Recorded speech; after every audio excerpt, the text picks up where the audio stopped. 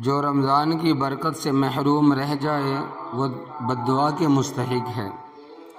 حضرت کعب بن عجرہ رضی اللہ تعالیٰ عنہ فرماتے ہیں کہ ایک مرتبہ حضرت صلی اللہ علیہ وسلم نے ہمیں ممبر سے قریب ہونے کا حکم دیا، ہم حاضر ہو گئے۔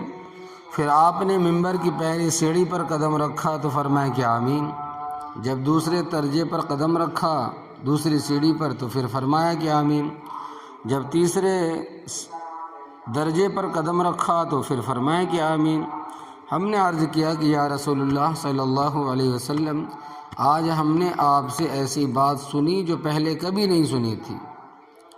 تو آپ صلی اللہ علیہ وسلم نے ارشاد فرمایا کہ جب پہلے درجے پر میں نے قدم رکھا، پہلی سیڑھی پر میں نے قدم رکھا، اس وقت حضرت جبرائیل علیہ السلام آئے تھے اور انہوں نے یہ بد دعا دی تھی کہ وہ شخص ہلاک ہو جسے کوئی رمضان کا مہینہ ملے، پھر اس کی مغفرت نہ ہو۔ تو میں نے کہا کہ آمین۔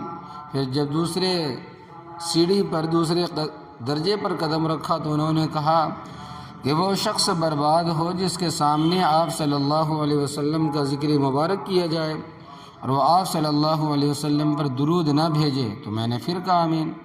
پھر جب تیسری سیڑھی پر قدم رکھا، تیسرے درجے پر چڑھا تو حضرت جبرائیل علیہ السلام نے کہا کہ وہ شخص بھی ہلاک ہو جو اپنی زندگی میں اپنے والدین یا ان میں سے ایک کو بڑھاپے کے زمانے میں پائے اور وہ اسے جنت میں داخل نہ کرائے۔ تو پھر میں نے کہا آمین۔